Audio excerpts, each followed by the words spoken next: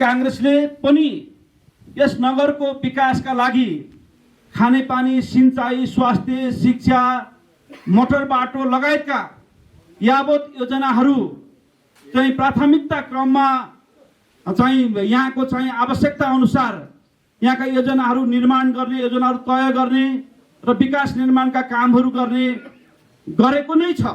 तथापि पनि कतिपय योजनाहरू जो राष्ट्रिय स्तरका हुन सक्छन्, प्रदेश स्तरका हुन सक्छन् र अलिक ठुला स्तरका योजनाहरू जो अपुरो योजनाहरू पनि छन्, ती सबै योजनाहरू अब नेपाली कांग्रेसको प्रतिनिधि सभामा रामचन्द्र दाईको विजय पश्चात रामचन्द्र दाईले नै पूरा गर्नुहुनेछ, नेपाली कांग्रेसले पूरा गर्नुहुनेछ भन्ने पनि म यहाँहरूलाई विश्वास दिलाउन चाहन्छु।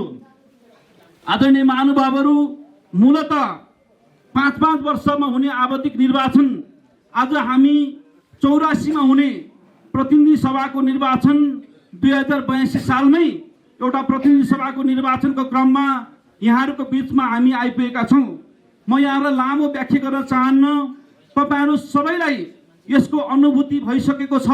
आज यो निर्वाचन फागुन 21 गते किन हुन गइरहेको छ भन्ने कुरा पनि तपाईहरु यहाँ सबै मलाई लाग्छ नेपाली कांग्रेसका जिल्ला, प्रदेश, क्षेत्र र गाउँ तहको भए पनि सबै एउटा नेतृत्व लेभलका चाहिँ आदरणीय दाजुभाइ दिदीबहिनीहरू यहाँ हुनुभएको हुनाले यहाँहरू सबैलाई त्यो अनुभूति नै छ।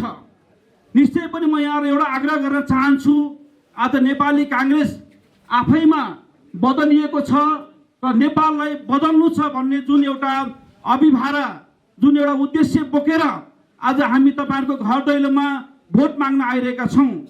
तपाईहरु सबैलाई थाहा छ, नेपाली कांग्रेसको सभापति गगन थापालाई प्रधानमन्त्रीमा प्रस्ताव गरेर चाहिँ तपाईहरुसँग मत मागेका छौं।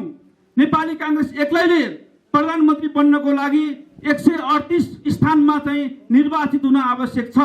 त्यसका लागि 137 सिटमा निर्वाचित भएर पनि यदि रामेछापमा हामीले हार्यौं भने नेपाली कांग्रेसको सरकार बन्न सक्दैन, नेपाली कांग्रेसको नेता प्रधानमन्त्री बन्न सक्दैनन्। त्यसैले गर्दाखेरि म यहाँलाई आग्रह गर्न चाहन्छु, हामीले एउटै अर्जुन दृष्टि बनाएर नेपाली कांग्रेसका एउटा चाहिँ हिजो प्रतिबन्धित अवस्थामा समेत जेल नेल भोगेका र सबै हिसाबले तुलनात्मक रूपले चाहिँ योग्य लोकप्रिय नेता रामचन्द्र खड्कालाई हामीले पाएका छौं। नेपाली कांग्रेसले आफ्नो उम्मेदवार बनाएर पठाएको छ। त्यसैले हाम्रो बीचमा कुनै पनि मतदान कुनै वाद विवाद भए तापनि ती सबैलाई थाती राखेर यो फागुन 21 गतेको निर्वाचनमा जसरी विगतमा हामीले हिजो पूर्णबहादुर तामाङ कान्छारामलाई विजय गरेका थियौं, त्यसै गरी उहाँलाई पनि मतदान गरेर तपाईँ हामी नगरवासीले चाहिँ अत्याधिक मतका साथ विजय गराउनका लागि म यहाँहरूलाई अपिल गर्न चाहन्छु। हामीलाई आशा छ, हामीले यहाँ चाहिँ धेरै नेपाली कांग्रेसले हिजो पनि धेरै काम गरेको छ, भोलि पनि स्वास्थ्यको, शिक्षाको, बाटोको लगायतका विभिन्न खालका यहाँका चाहिँ प्राकृतिक स्रोत साधनदेखि यावत कुराहरूको हामी सही पहिचान गरेर यो नगरलाई समुन्नत नगर र चाहिँ एउटा विकासको हिसाबले पनि अग्रणी नगरको रूपमा हामी विकसित गर्नेछौँ भन्ने तपाईहरुलाई विश्वास दिलाउँदै धेरै कुराहरू हाम्रा चाहिँ आदरणीय नेता रामचन्द्र दाई लगायतका वक्ताहरूले नै यहाँहरूको बीचमा राख्नुहुनेछ।